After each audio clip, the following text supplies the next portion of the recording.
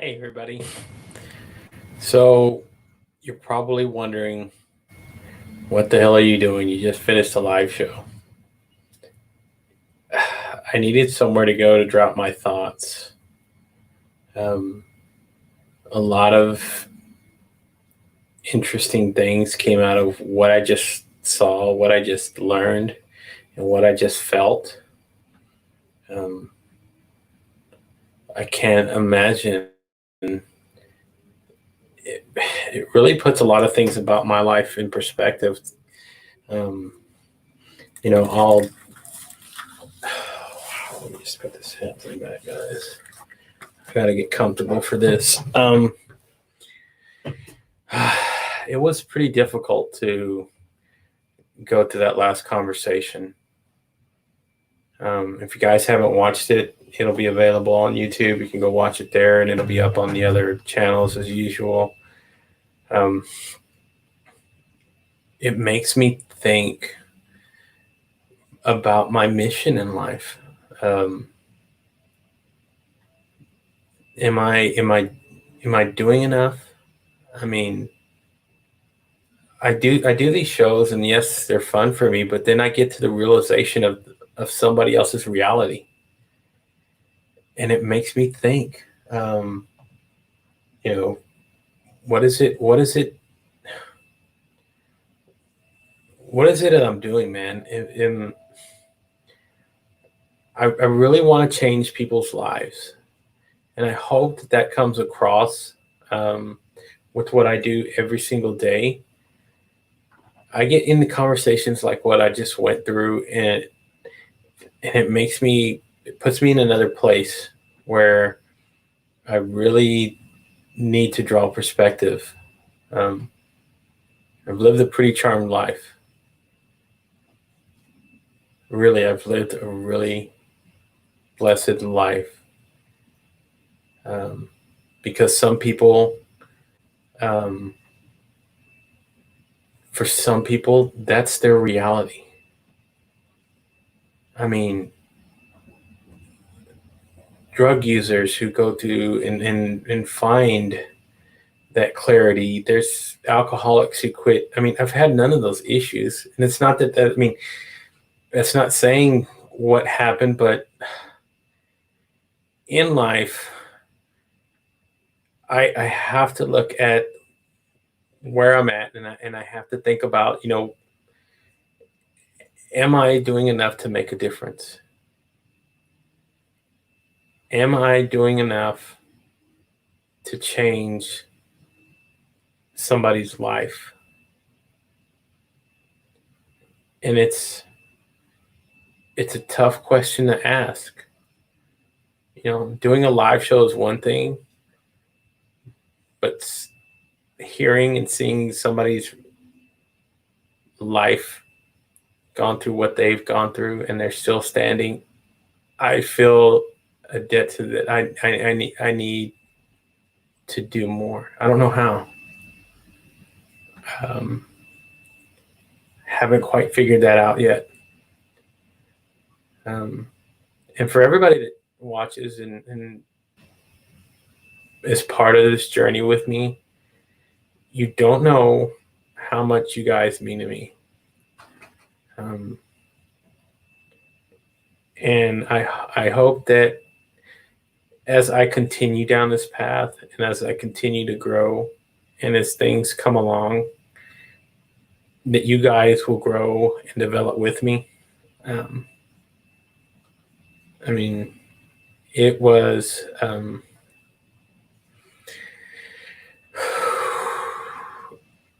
it was something to watch. I mean, I wouldn't wish that on my worst enemy. Never in 1,000 years. I don't even wish death on somebody to have to go through that sort of life. And the stand where she stood afterwards is a testament to her will to live. And I want to be able to have that same will to go live life, to go do the things that I know my heart and my mind are capable of.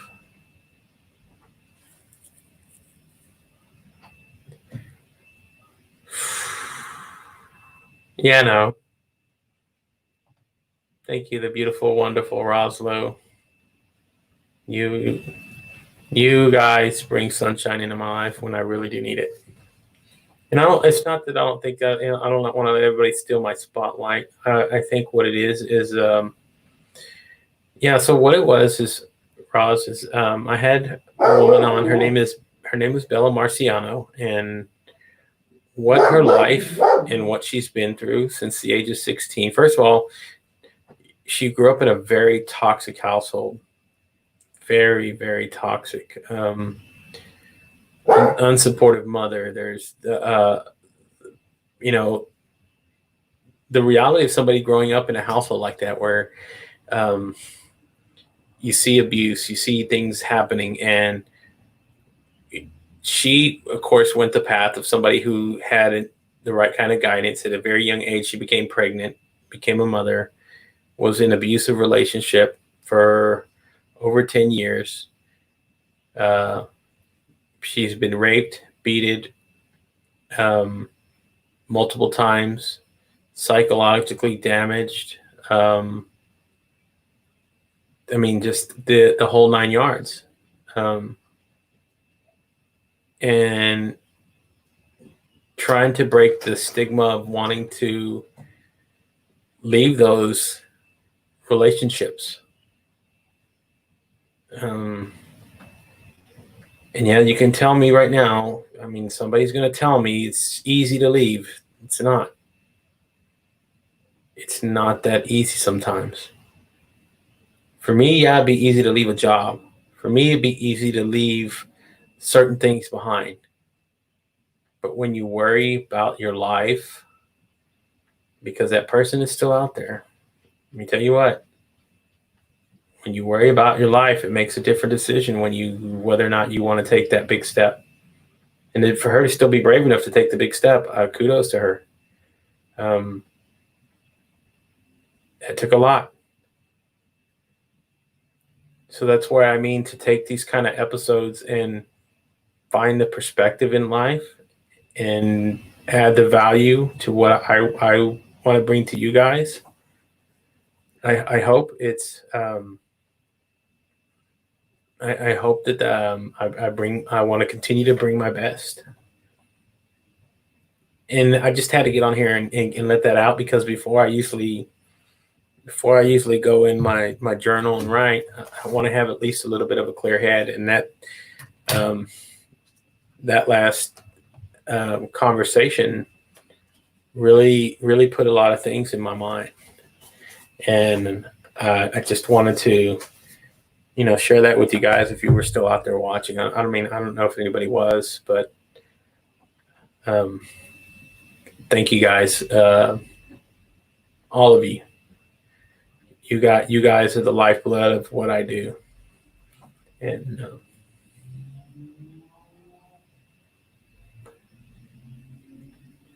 I it's so getting a clear head is what I'm trying to do right now. I'm sorry if it seems like I'm dragging on. You guys know me. I'm not usually not like this, but I'm trying to clear my mind out, because I want to be able to say that we all, even though there's evil in the world, and there's evil in the world. She went through evil. You still can find goodness and find light and find a lot of good things in this world. And I think that's what you got to focus on. Um, even in the darkest times of your life. Yeah, I did. I gave her a platform to speak, Roz. Yes, I did. That's what and I think we both wanted to tear up during that conversation when she was going through reliving her reality, and I was just listening to it. Right? I mean, literally, I was just listening. She's recapping her life. So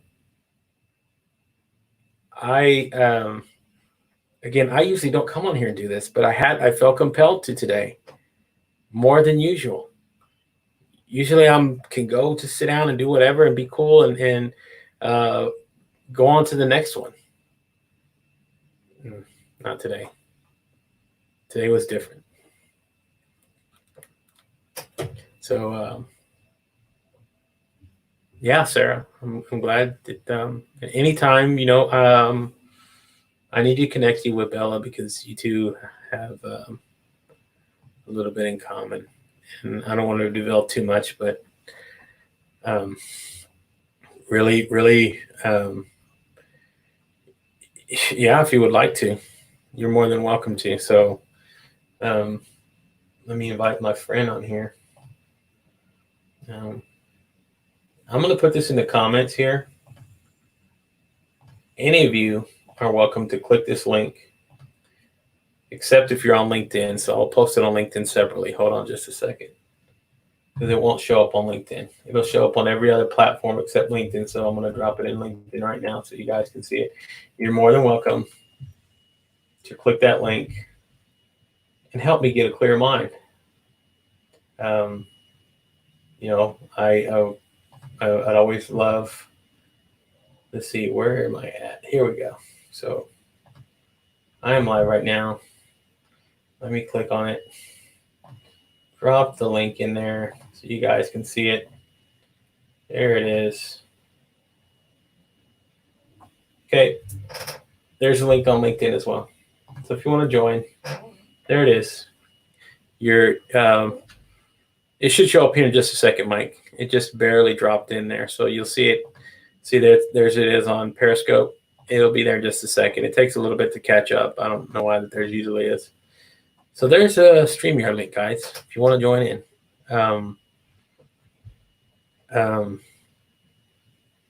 So my friend, thank you, sir. How are you doing, Mr.? I'm doing good. What's going on, sir? Good evening, sir. I'm doing good. I'm doing much better than you are, sir. Yeah. So, that was a pretty deep conversation. I usually don't get that deep inside of what life can be like for some people. Yeah. Because I usually focus on just again, I bring the positive aspect, but I felt like she needed to tell her story. And I found a lot of what she had gone through demoralizing for me, and I'm not even part of that. I mean, so to hear that and go, hey, life's okay. Hey, yeah, no, sometimes life's not okay in some people's neck of the woods. It's so to see what she went through and just kind of want to talk about it. It's been for me. I love to have at least a clear head. Because again, I'm doing a big speech tomorrow. Well, not really a big speech, but I'm going live with a whole bunch of other people. We're supposed to be talking about being a good human and compassion and all these other things. And then I don't want to go into that having this mindset for the night. It's hard to see that was somebody's real life. It sounded like a story somebody put out. And when you was listening to her, I mean, I was watching it, I could tell you, I'll be honest with you, it was hard for me to watch because obviously it's easy for me to say this, but I mean it. I'm a big teddy bear, and going through watching what she shared, it made my skin crawl to think that somebody would even consider to do the things that she shared. But like what you said, kudos to her. It really takes so much for someone to allow themselves to be vulnerable and to be transparent and share that story, because you don't know who you could impact. If anything, you might, if you impact one person's life that watching this, and they might be in the same scenario, or they might know someone that they are in that same scenario, they could just, they can actually share that video with them. And I only say that from experience. I mean, I have a child, and God forbid that would ever happen to them. But let's bring it down to like very simple things. Let's say when you ask your daughter or your son, hey, don't go down that road, right? And they don't listen. But then they'll listen to somebody else and say, hey, somebody else is going through what you're going through. They might they might be more inclined to actually act on somebody else's story, and that can move someone enough to actually act and make a difference or change or get out of that scenario, or Yeah, and yeah. exactly what you're talking about. Because the first thing, and I got off the phone with the gentleman I'm trying to get on here right now. I got off the phone with him, and that's the first thing as I told him. I said, that's why I had to grip myself for a minute and reset, because the first thing that came to my mind at that moment when she was telling me that was, that's my daughter. Yep. Holy effing crap. Yeah. That's my daughter. So that kind of told me, hey, when we go through, there he is. So, when we go through those, when we see those kind of things and hear those kind of things and see those kind of stories, I mean, I didn't want to go in depth with her because, again, she's just broaching a lot of this subject herself. Mm-hmm. So to dig into those minds and get people into that state of mind, I don't want to send somebody back to that. Believe me, that's the last thing I want to do. Yeah. But I do feel that your story you should tell that story to people, because it really does make a difference to somebody, Yeah. And it was I said it was very life-changing for me in some aspects to know that out there in the world that there's still plenty of people who are in those kind of relationships, and it still exists in this time and day, that even though we have social media, even though we have all these channels and all these things that we say we can share and do, people are still going through this. I mean, it's going through now. I mean, child abuse rates have gone up since COVID-19 because people are staying in place. That and human trafficking. You never think about what I say. You never. I guess because we live in a bubble, and I've always been guilty. And I say it all the time. I personally live in a bubble, so it was just per chance that I tuned into your show tonight. Friday, typically, I'll be with the family, and my wife, she was doing some stuff downstairs, and she asked me, "Don't you have something to do upstairs?" And I said, "Yeah, let me finish what I'm doing. I'm going to wrap that up." And your thing popped up on my LinkedIn saying, "Hey, Gabe is live," and I was doing what I needed to do, and I had yours in the background, and at one point I just couldn't stop. I stopped what I'm doing, and I just was watching her. She was so cavalier and so resolute in what she's talking about. You can see that she's just emotionally just removed from the scenario. And what I couldn't help to think was, how can she ever trust someone? How can she ever love someone the way someone needs to be loved and trust?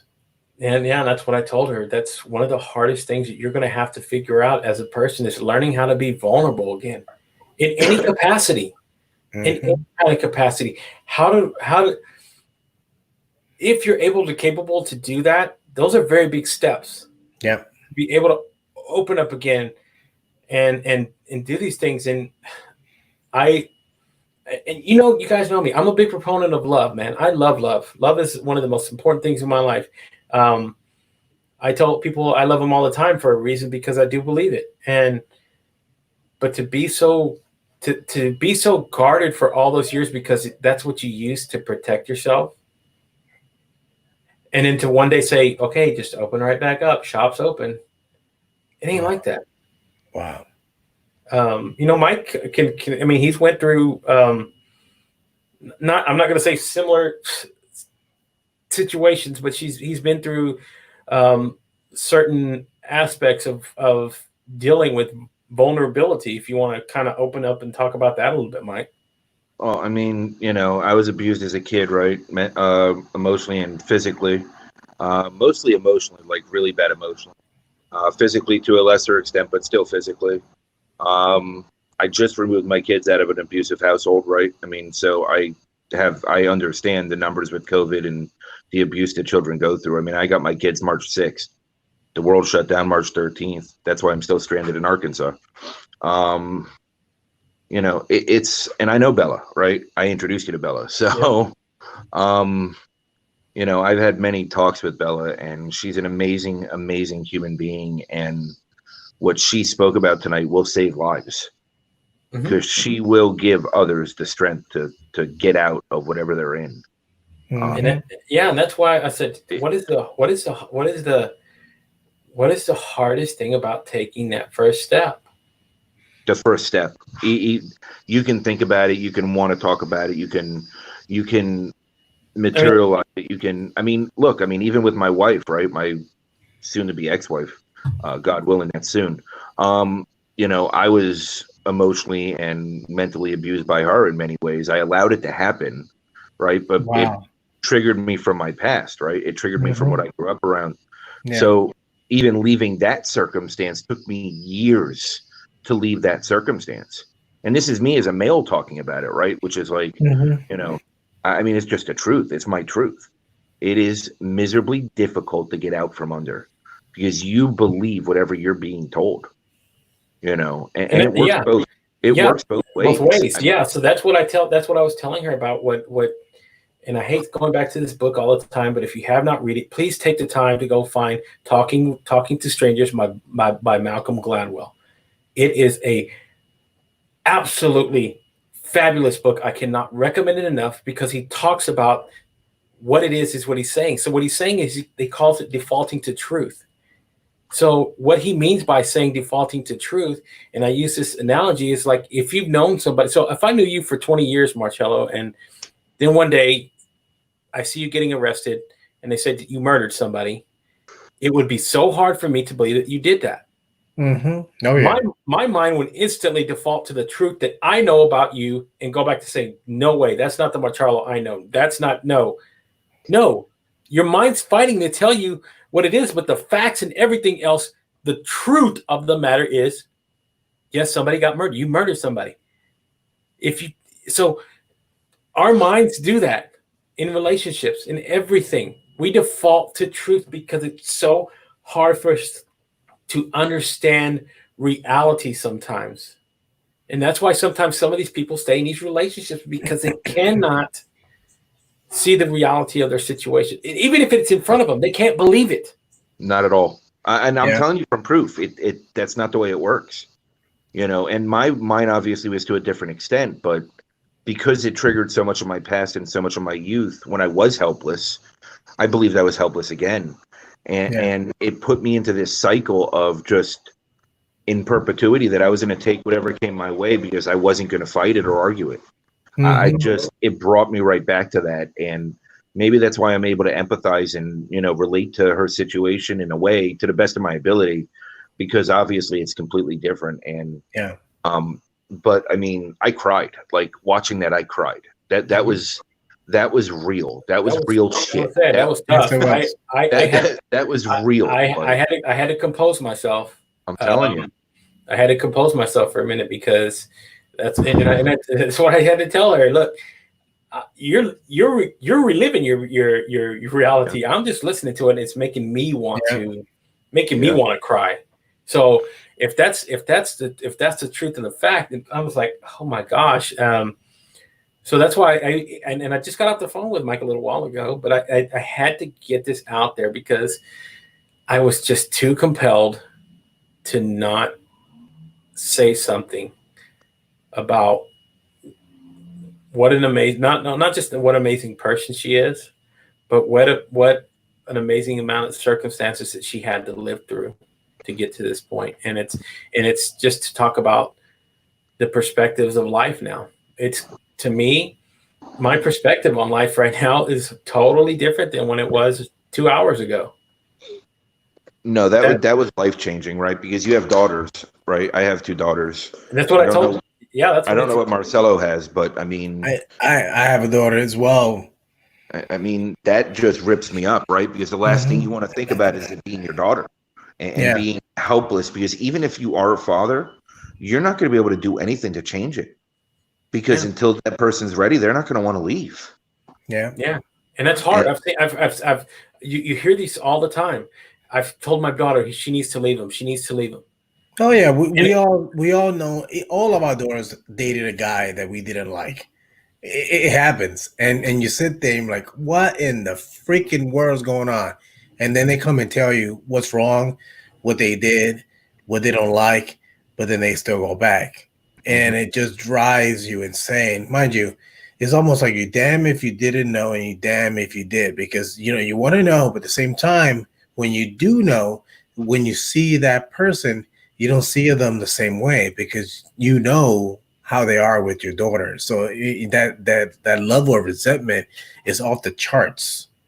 Mm-hmm. It is. Well, I'm lucky enough that mine are still too young for that. So when it gets to that age, I might just have to lock them up or something. But well, that's a thing that I hopefully that my oldest, she's 24. I hope that my example, and I tell her this, look, I'm the example of what you want to go find out in the world.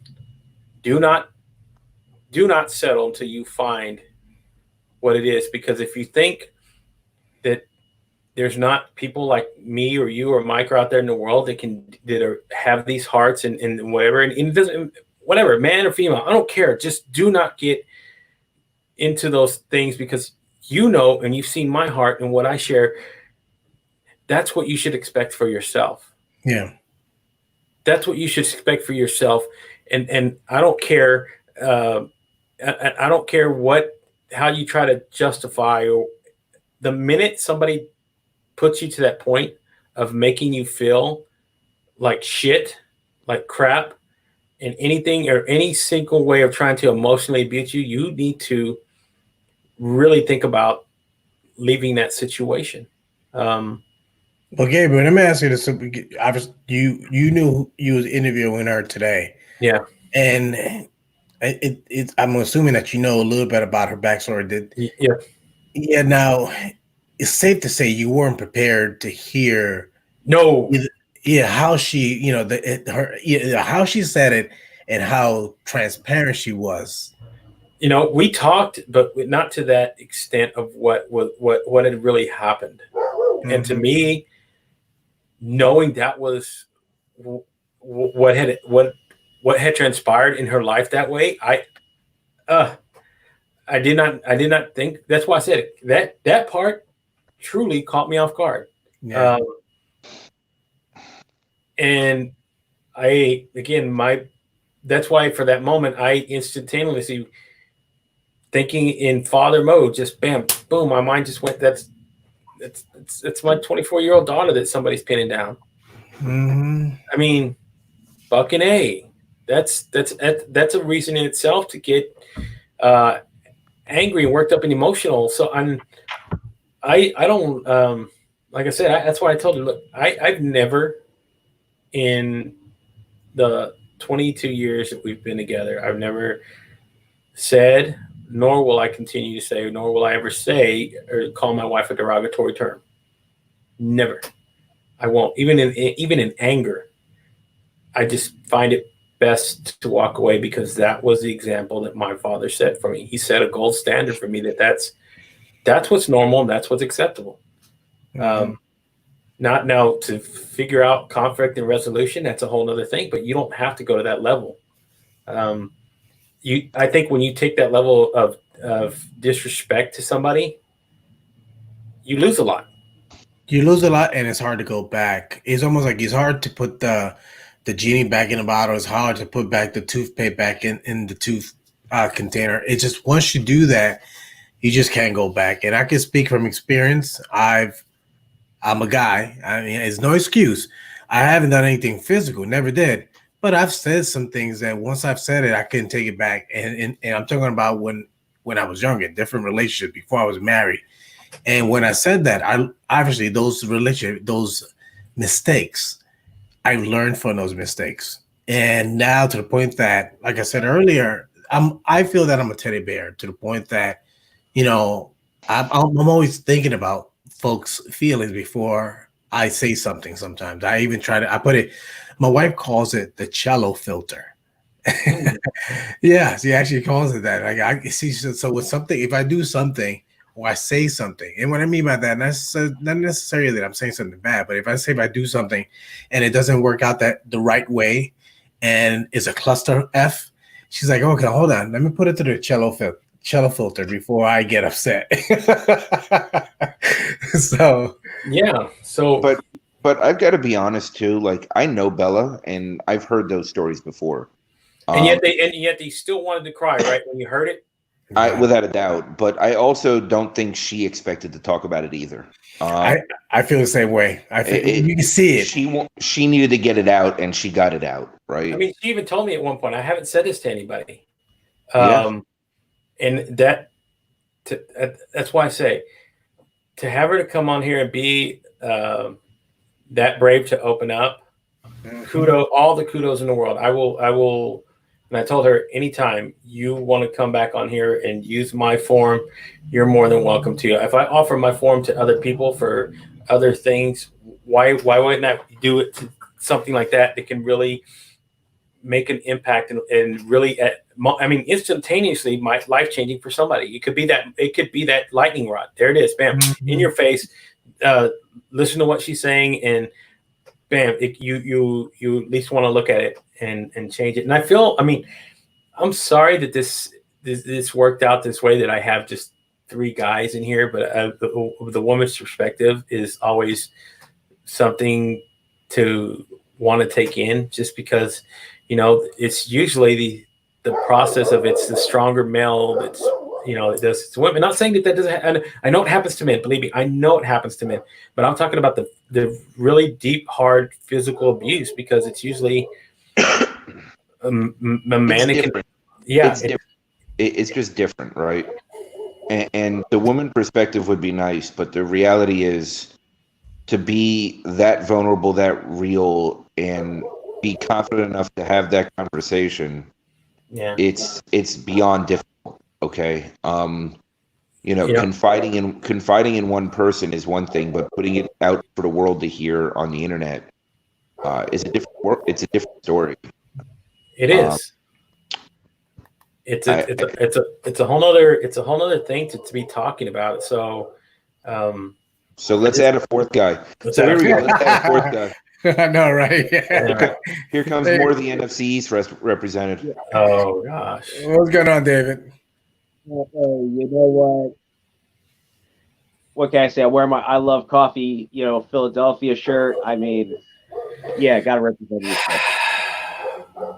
What a way to start. What a start to come in while we're talking. You're talking about coffee.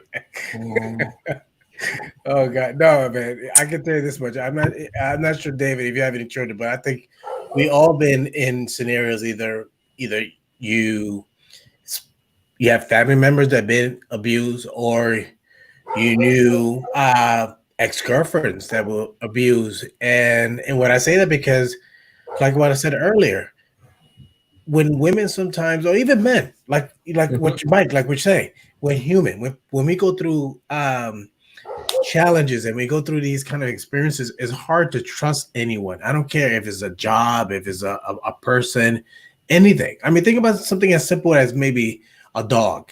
If you get bitten by a dog, that's a wrap. You don't want dogs around you. You don't want to even have a pet a dog. You don't want to know anyone with dogs. So the same thing applies with humans. If a human mistreats you and you have a bad experience, yeah, sometimes you might move on, move forward. But at the end of the day, it's hard to recover from that. I mean, I think about stuff that everyone might have gone through, or that you have experienced with, that someone that either got cheated on, or that you cheated on them. So the fact is, sometimes there's a trust factor. So then what happens is, if someone feels betrayed and they've been through those experiences, and then they try to get into a new relationship, what happens is that, actually, I was having a conversation about this earlier today with my wife this morning. If you are constantly spying on your boyfriend or girlfriend, you're looking for a problem, and you're never gonna have a fulfilling relationship. So the same thing if you were abused, you're like, okay, what is it? It's almost like someone comes around the corner and he wants to probably say kiss you on the cheek, and you just might just react because you're thinking about the time that someone came around the back and they did something that. Yeah, I mean, literally what she said when she said he didn't like her to dress nice. Mm-hmm. I mean, Yeah. dude, exactly. So I could Go ahead. I can very much relate to this conversation because I mean, I'm not going to put out my wife's past because it's her past, it's her story to tell, but is definitely shaped in a lot of ways where our relationship is now. Yeah. Interesting. Because she comes from a very painful past. Yeah. She went through one of the things I mentioned was I'm a graduate of the forum. Well, I'm a graduate of the forum because my wife did it first. And it took me 7 years to get to that point where I was ready to do that. And take on who I was in my life. Yeah.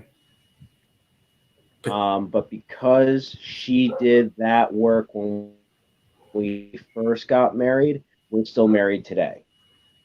We wouldn't have lasted the 2 years because her past was just that bad. The level of trust that she had for people was that low. Yeah.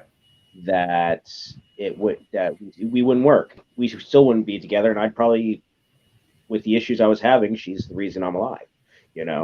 On many occasions. And like you said, I mean, even not even being a part of it, but having lived in a toxic relationship like that, how it affects you so much. I mean, when she was telling me about her son saw her getting raped. Her son saw her getting beat. Her son saw so much things that he's got PTSD from it. Because at that moment in his life, he didn't exactly, he couldn't he couldn't process what was actually happening. But as an adult, it's a whole different story because then you start learning these things. You go, wow, that happened to her to my mother, and it was. That's why I said it's either or in some of these situations. So, like if you grow up in an alcoholic, abusive household, you either become the pattern or you become the other way. Sometimes you either say, I vehemently hate that, I'm going to not be that person, or you think that's the normal life behavior of life. You become the pattern, or you adapt. Become the pattern, or you break the pattern. Yeah. Yeah, I mean, mind you, sometimes, unfortunately, like I said, adapt, but unfortunately, some of us do adapt, and it's that's not the wrong route to go. Because I said, for instance, because if you adapt, and then what happens is that you're not working towards a change. If anything, you're just perpetuating the same. I mean, issues. That's why I essentially asked her. I said, what would you do if somebody who was an abuser came to you and said, I want to change? Oh. That caught her off guard a little bit, but that was a question in my head when I started thinking about this. I said, I mean, you're sitting here talking about, let me help the victim. What if the abuser comes to you and says, you know what? I don't want to be the abuser. I know I've fucked up in my life. I've done a lot of terrible things as a person. How can you help me change? What do you do? I got to tell you, I was shocked by her answer. Like it I blew was. me away. Like, I mean, I did not see that coming. Right? I mean, that tells you how evolved she is as a human being. Yeah. Because to say that she would help, like that was nuts. Yeah. I mean, I'm 41 and I'm just now dealing with my stuff from childhood. Like I am, honestly. I've been sober 14 years, and never once during those 14 years until now did I start dealing with stuff. I can't imagine, right? Like the fact that she had that answer, and it wasn't a hesitation either. Yeah, that was surprising. I mean, it caught her just off guard for the second to think about it. Yeah. But once she did and knew what she wanted to say, she said what was an instantaneous. Exactly. Yeah. Yep. Because I think that caught her just because nobody's ever thought about asking that question to somebody, saying, "Hey, I'm on the opposite side." Exactly, and this is why these conversations are so important to talk about. Even now we're talking about it. I really would like to put a roundtable about this whole subject. And I can tell you she's a better person than I am. She is 100%, 100% in a lot of ways. In a lot of ways. That's why I said some people wouldn't have made it half the fight. No. Did you hear she said how she got? Did you hear what she said? How she got through those nights? She said, "I'm taking it for another woman somewhere else." Wow. Fuck, man, that fucking floored me. That floored me in a that's way. Not the first time I've heard that either. No. Wow. And I go, I have one friend who's in a definite relationship that's like that, and it's one of the things that she said, and it's just kind of like, you could be taken care of for the rest of the women out there too. Yeah. She just looked at me and she shook her head no. But it's just. But first of all, thank you all the guys for coming on here. It's helping me out a little bit, getting my mind clear from where I was about 45 minutes ago, because it was a different. I said for me, perspective changing. As soon as I got done, I said, bro, my world, like you said, what Marcello said at the very beginning when we started talking about, I live in a bubble. I fucking live in a bubble compared to what some of these other people are going through. I'm lying to myself if I'd say what my struggles aren't shit. Yeah. I'm not saying that the struggles aren't struggles. I'm just saying my struggles aren't shit compared to what that woman went through. And it puts a lot about what my life is. And says, you know what? That's why I said, am I doing enough?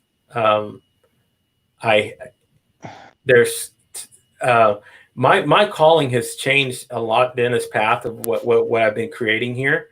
And it's been evolving. And I love the fact that, first of all of you guys are part of my community. You're helping me grow and develop each and every single day. Gratitude, first of all, for each one of you. But I always think I always think to myself at the end of every show, I just because I'm that sort of evaluator. Says, am I doing enough? Is it? Because again, like I said, I don't do these shows to tell you about the 5 tips and tricks you can go learn to get a bigger account in LinkedIn and all. I don't. There's shows for that. Our show, because it's you guys as well. Our show is about reaching real stories, real people, bringing on interesting people, and sharing what they've gone through, and hopefully it makes it touches somebody in some other way. And I think tonight was one of those stories that really took the whole aspect of what I do to a whole nother level, because again, I'm not used to that. This was life-changing for everybody. This was life-changing, perspective-changing for everybody that watched, participated, and was involved. Yes. This can change lives. And Mike, this is, Yeah, I think about this. I was thinking about earlier when you watch shows like what you was talking about earlier, Gabriel, 5 tips and tricks and stuff like this, and you hear about people talk about different advice, and some of that advice sometimes is relatable, or you hear or whatever they share in those types of shows or other shows that we watch. Most of the content is relatable. Mm-hmm. This wasn't. So it was shocking to watch and disheartening to believe that this was happening. Yeah. Absolutely. What you just said was the most clarified statement of what we just watched. Absolutely. And again, I don't want to talk trash about somebody else's show. Those shows have their purpose. They really do help people in certain things if that's what they're looking for. But tonight, again, it was a whole different ballpark, and it shows the impact of what video and live stream can do in somebody's life. If you don't think that you can impact somebody, we're doing it. We just did it. But these are also the ramifications of it afterwards. I mean, we're sitting here talking 4 grown men talking about how much that kind of fucked us up a little bit. Let me tell you this. This is and obviously you've been watching me on the camera since I got connected. My hand's been by my side, right? Mhm. After watching your show, I was moved so much to the point that I was actually about to go live, and you can see here. This is my screen, and I'm actually about to. I was gonna reach out to folks online and say, "Hey, do you want to go live streaming?" And I was gonna say, "Hey, I'm gonna offer you a live. I wanna reach out to more people." So literally, I'm actually drafting what I'm about to say now, and I was gonna go live and say, "Hey, do you want to?" I was moved by that conversation so much to the point that I want to also help others too. I mean, really, I was really moved so much. So that's why I literally, before jumping on this, and even before before you even jumped on the after show, I said, I'm sorry, it's kind of weird, but It is. I was thinking the same thing. Can I do more? You were just compelled as I would. Yeah. And I said, I got off the phone with Mike, and I thought, okay, this is the end of the night. In my defense, okay, I had to put 3 kids to bed. Okay, that's the only reason I got off the phone with you. Of course. Just so for clarification, right? But I told him, hey, good night. I went to sit down, and as I do every night, I take out my journal and I was going to write. I mean, at this point, I was going to write, and I said, that's not good enough tonight. I put this on there. So I got a question for you guys. Go ahead. I actually have a question for you guys. Is this the first time you've actually heard her story or heard a story of this kind? I've heard, now Mike's heard her stories. Me and her had a 20-minute conversation. She told me that she had been abused. She told me about things, but never in that detail. I never got into that in depth about what it was. So my whole thing was, hey, I want to have you come on the show and we'll talk about your abuse. That's the gist of what our conversation was.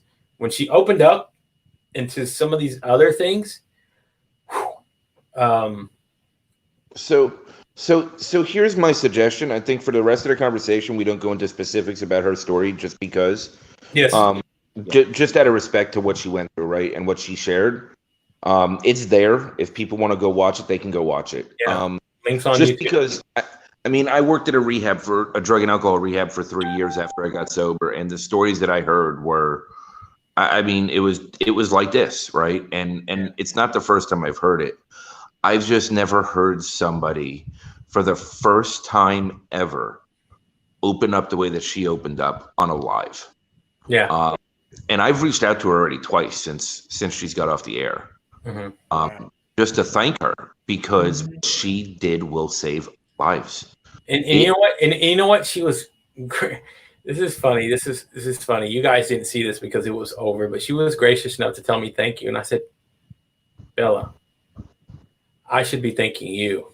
Don't thank me. Thank you, because what you did tonight was a lot. And she was just a smile into this. Anytime I said, I no longer call my guests, I call them my family. So anytime you come back on, and she said, you have a sister then. I said, okay, good. That's what I want to hear. So I do love to bring these people into my universe and keep them there, because they add so much value to my own life. I know they will add values to others. Like you guys are all regular parts of what I do all the time. And yes, we do get to have shits and giggles. That's fun. Yeah. I love those kind of conversations as well. But also, we got to remember, we when we go through these things, same sort of deal. It's the contrast and compare your own life to what somebody else's was. And hell, we had fun on Brian's show. We were fucking laughing. That was insanity. That was insanity, but it was a good insanity. It was a fun insanity. So after that, I felt on a high. After this, I felt different. And then I needed to share it with whoever was out there wanted to share it. And guess what? God brought me you guys. So thank you so much, each one of you. Mike, as always. Marcello, you too. David. You're welcome. You guys are awesome. Even though you two guys are my enemies in in football, we can still be friends and family. So, Yeah, much I'm a Giants fan. I never claimed to be your enemy. I've always claimed I'm just going to send you a T-shirt that says, "Though you live in Texas, you're an Eagles fan." Oh man, you guys are the worst. Hey, what part of Texas? I'm actually visiting Texas next week, Gabriel. What part do you stay? Dallas. I live in Dallas, so if you want to reach out to me, I would love to at some point have a cup of coffee with you if that's possible. Yeah, man, I'm gonna be in Frisco, which is not too far from Dallas. No, it's not. It's not too far. It's north of Dallas. I hate to be the bearer of bad news. There's probably no shot in hell you guys are meeting face to face.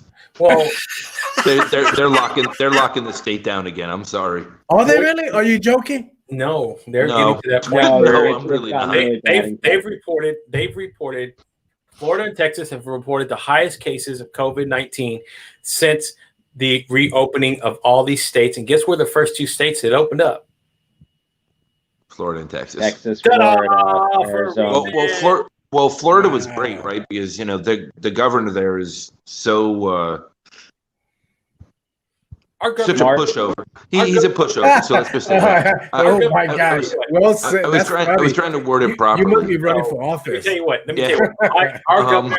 Our governor is stupid, and I'm gonna tell you why. I saw him on an interview today. Our governor, the state of Texas, the governor of the state of Texas was on there today, and they were talking about they've reshut bars They've reshut bars here in the state of Texas. Bars are no longer closed. You can only buy liquor and beer and wine to go. So that sounds safe.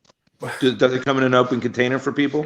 Might as well. So let's encourage the drinking and the alcohol. That's not even the dumb part. Here's the dumb part. Okay, here's the dumb part of what happened. Right. So the interviewer, love her. She's grilling him, and there was a lady here. There was a lady here in the state of Texas. She created a GoFundMe. She had a salon. She said, "I'm not closing during COVID-19." She stayed open. Every ticket that they gave her, she ripped it, tore it. Guess what? She went to jail for a day. She got bailed out. They started a GoFundMe. She got over $100,000 in her GoFundMe to get her out of jail. And then even the governor of the state of Texas supported this woman. Mm-hmm. Now he looks like a fucking idiot because now bars are going to close. And guess what? Now a lot of bar owners went and contacted her and said, "Hey, we're not going to close our doors because it was good enough for you." And she said, "You know what she said?" Yep. She said, "Yes, I will help you not close your doors. You can stay open." And the lady asked him, "Now, what do you think about that?" Right? Yeah, that's pretty awesome. It was. I got to find it, and I'm going to put it on social media because put a link. Yeah, create a post. What she did to him, put him on blast, and he literally crossed himself up because there was no justification in what he was saying. He's like, well, we just going to encourage people to make sure that he just went into double talk. Yeah. It made no sense. There was not a real answer. There was not a clear, concise, hey, we're going to shut these places down. So I just started laughing. I said, "Man, he fucked himself. He literally." Mm-hmm. So all right. So I think I got you beat here, right? Arkansas, first of all, never closed down in the first place. So that's a whole nother issue. They're testing 15,000 people a day and excited about it. That's a good thing. And then Florida's governor decided, you know what? We're going to leave it up to the mayors what to do. So Jacksonville's mayor, the weekend before Memorial Day, decided to open the beach. Oh yeah, I remember that. And they had people from Atlanta driving down to go to the beach. Like you weren't allowed to leave your house in Atlanta, but people left to go to the beach in Jackson. Yeah. Well, wait, listen. Okay, in the same conversation, the interviewer asked. She says, "Why haven't you put an order in place to make it mandatory statewide that everybody wear masks?" And his answer was, "Well, based on certain statistics, there are certain counties where there aren't very high reportable any kind of COVID-19 cases being reported, right?" So he said, "I don't want to close the whole state because in some areas it's really high and some it's not. I'm not gonna do that. I'm not gonna punish another area, quote unquote, because they don't have the high COVID-19 numbers, right? So I see where this is going. so she says, well, why don't you close? And the question becomes, for me, when does the cost of human life take over the actual economics of the situation? That's where it doesn't. That's the easy answer. It never does. I had a conversation with somebody about this today, and I said, you know what the difference between now and then was? He goes, what's that? I said, money. That's the difference. Mm-hmm.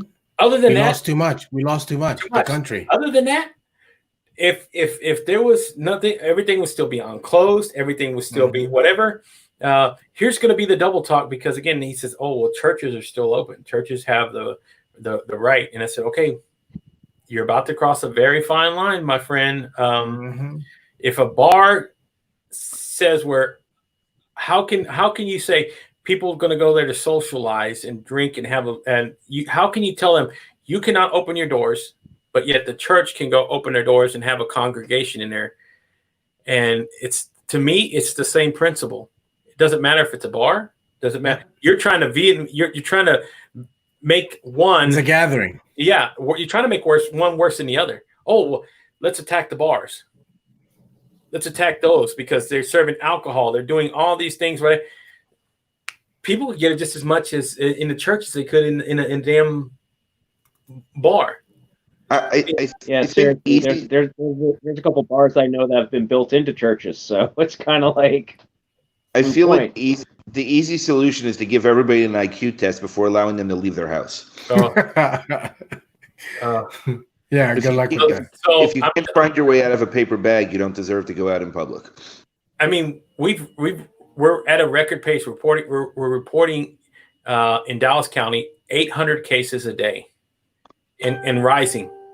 And you've got nothing on Florida. Florida did 9,400 today.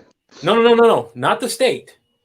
Dallas County for the state. Oh, I'm talking about one county. Right, but isn't it like 5,500? I think for the state of Texas today, something like that. Maybe I got to check the statistics, but Florida was 9,400. No, I think that was Florida, man. Well, even though still, I don't care. That's insanity. These are higher numbers than the first time. So what is? Oh yeah, 100%. What is the? What is? 100%. Well, people are traveling now. That's what it is. People are coming from all over. So that's that. Even though they may not be traveling as much on planes, but people are out and about, and that's what's happening. They're interacting with everyone. We're heading right back to where we were. Right now, what we're looking at is 1918 all over again. Yeah. Spanish flu had killed a couple million the first time around, then killed 50 million the second time around. We actually went through 3 rounds of it before they finally had a vaccine and everything for it. By September, they're projecting over 200,000 dead in the United States from COVID-19. Wow. And those were numbers based on having a slow summer, because they were saying, oh, well, the heat will cut back on a lot of these things. So it's not, they were worried about the spike coming in the wintertime. Of course, when people start getting sick and coughing and all the other stuff, they're basing a lot of those projections off of that. You're talking about like Mike got like Mike over there. He's coughing over there, huh? Yeah, he's coughing over there. So I think that has to do with all the cigarettes, personally. Hey, let me ask you this now. Do you guys feel invincible?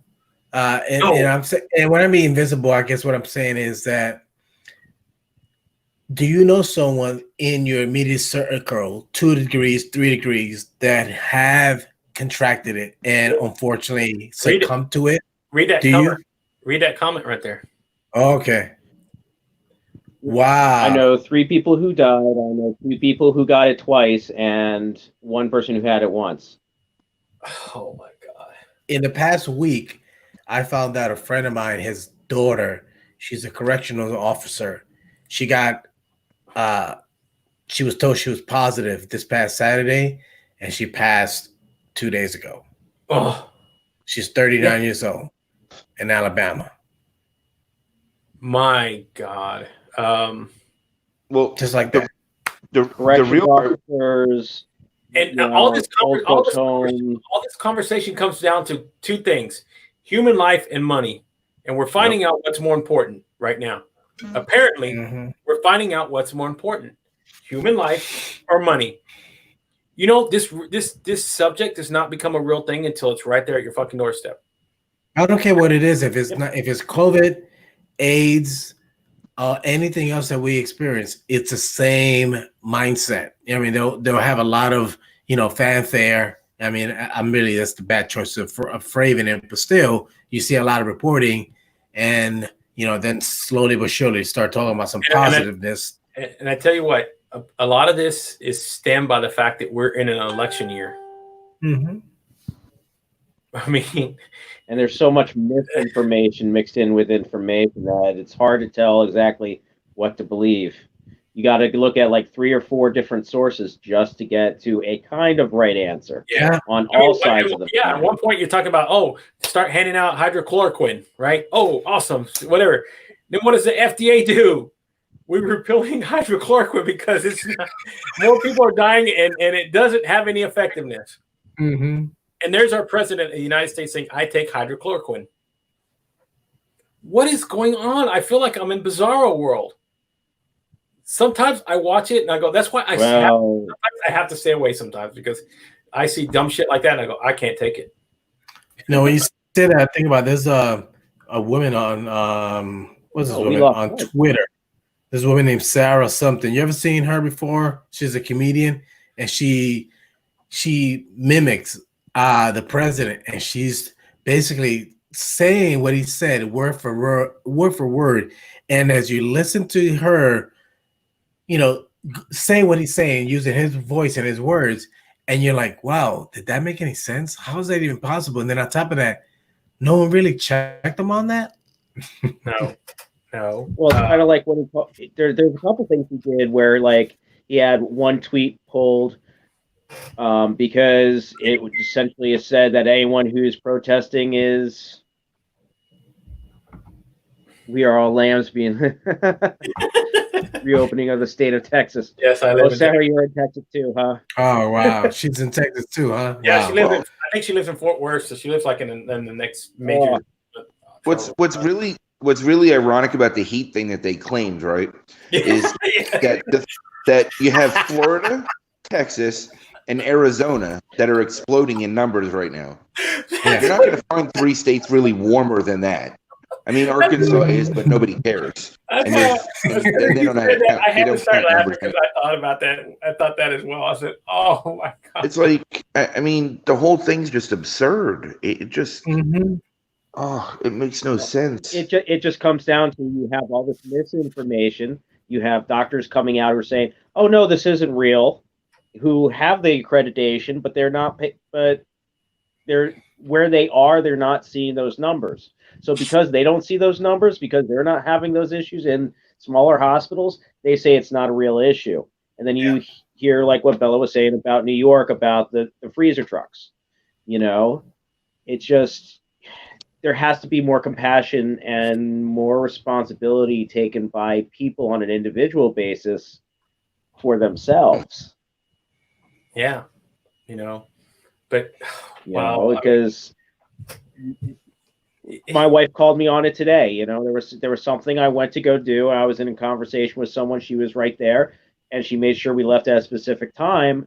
And we talked about the conversation I was having, and I had to be responsible for my words. Yeah. I had to take responsibility for who I was in that conversation. Well, on a different note, when it comes down to responsibility, do you guys, and I saw this most recently, I listened to a lot of different podcasts, and I saw that a podcast called Wired, they just came out with something recently, and the topic was if face mask shaming, is that the new bullying? Do you guys feel the same way? If you're in a facility and you're prepared to wear your face mask and someone else is not wearing their face mask, do you feel compelled to bully them or call them out? And in addition to that, if you're online and someone's just too close to you, do you feel comfortable to say, hey, can you just step back? What about if I have COVID? How do you guys feel about that? I do. Well, I mean, at the same time, there's a fine line between someone feeling like they're entitled not to wear a mask. Like I've heard people who are, I'm asthmatic. I know other people who are asthmatic who go, oh, I can't wear a mask for more than this amount of time. Then don't go out only for that amount of time right now. When you have to go out, There's so you have to be. Everybody has to be responsible for who you are. I've seen people out in Philadelphia out not wearing masks the whole 9 yards. If I sat there and I shamed or bullied or said something to someone on the street because they're not wearing a mask, it's redundant after a while, because there's always going to be someone who feels entitled and sits there and says, no, I'm not going to wear a mask. You can't make me wear a mask. When at the same time, well, you're not just protecting you. When you're actually not protecting yourself, you're protecting me.